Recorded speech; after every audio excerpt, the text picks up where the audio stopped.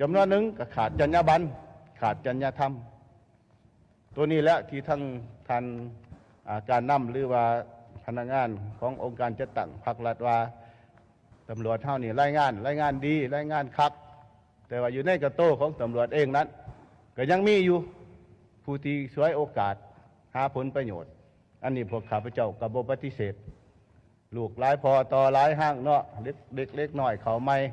ก็มีสั้นหน่อยสั้นใหญ่มีเบิดผู้ดีผู้บ่ดีมีแต่ว่าพวกเฮากับพยายามจำกัด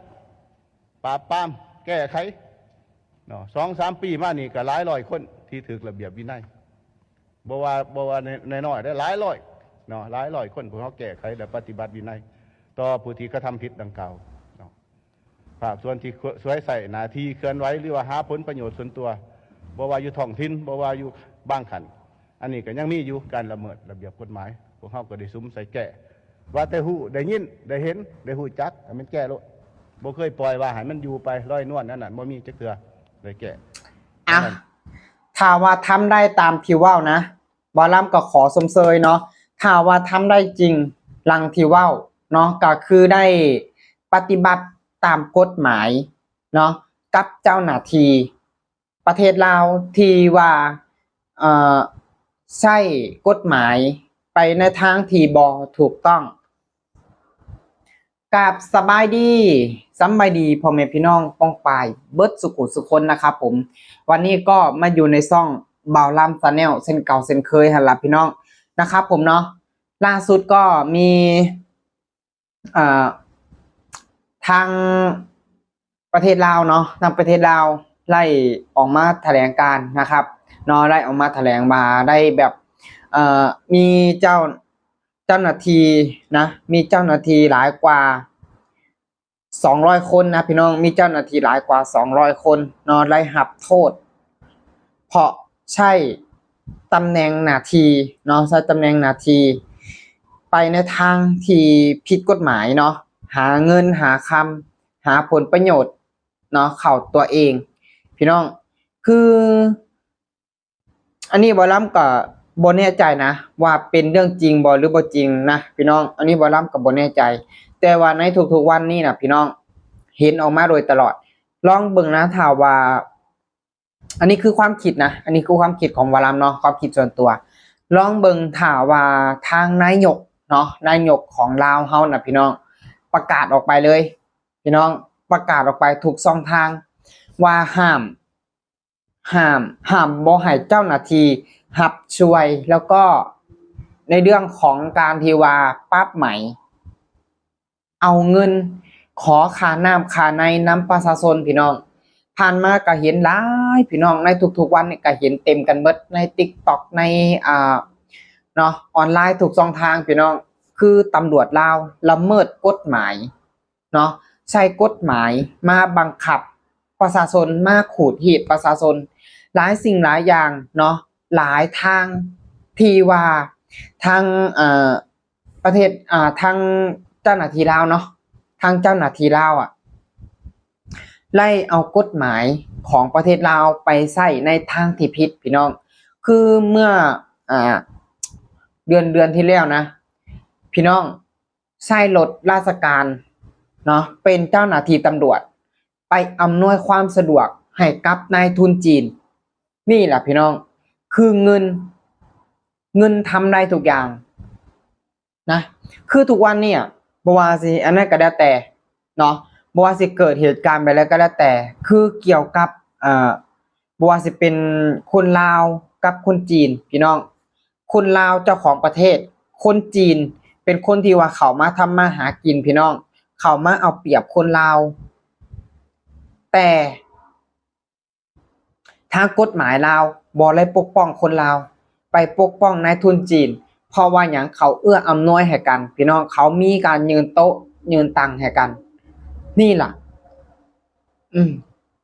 กฎหมายมันก็เลยใช้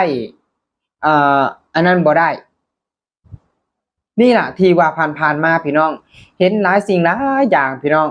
คือเมื่อปีที่แล้วนะปีที่แล้วว่าต้องก็จำได้แน่พี่น้องมีคนจีนเนาะมีคนจีนพี่น้องไล่เอาก้อนหินเนาะ ไปทุบนะไปทุบตีเนาะประชาชนลาวแล้วพอแล้วพอคนลาวเอาคืนพี่น้องแต่กับ่ได้มีการที่ว่าอันนั้นหรอกเนาะกับ่ได้ว่ามีการมีเพียงแต่ว่าต่างคนก็ต่างเจ็บนิดๆหน่อยๆแต่สุดท้ายพี่น้องคนลาวถูกจับเองนี่ล่ะมันเฮ็ดให้เห็นว่ามันสะท้อนให้เห็นว่าเงินพี่น้องมันสามารถบังคับกฎหมายได้มันสามารถเปลี่ยนแปลงความคิดของเจ้าหน้าที่ได้เปลี่ยนจากผิดให้กลายเป็นถูกได้นี่แหละพี่น้องถ้าเป็นประเทศอื่นนะก็เจ้าจะบ่สนพี่น้องก็เจ้าจะบ่สนในเรื่องของเงินถ้าเป็นประเทศอื่นถ้าเป็นประเทศไทยถ้าเป็นประเทศใดก็แล้วแต่พี่น้องก็เจ้าจะบ่สนก็เจ้าจะจับคนผิดก่อนผู้ใดเป็นลงมือก่อนไปเฮ็ดผู้ใดก่อนพี่น้องไผผิดไผถูก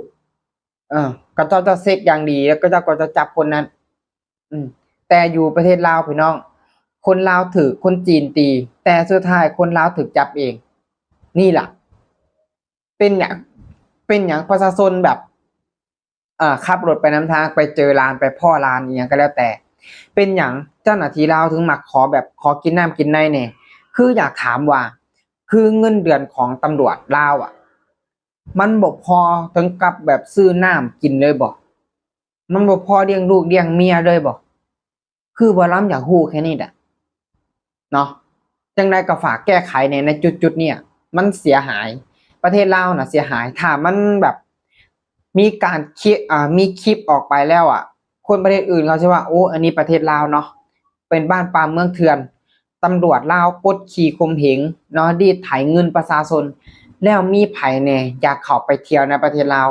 บ่มีนะบ่มีแล้วในเรื่องของการที่ว่า1มาแบบบ่ใส่หมวกกันน็อกเนาะทางกฎหมายเนาะทางประเทศไทยก็จะตักเตือนก่อนตักเตือนประชาชนว่าให้ใส่หมวกนะใส่นั่นนี่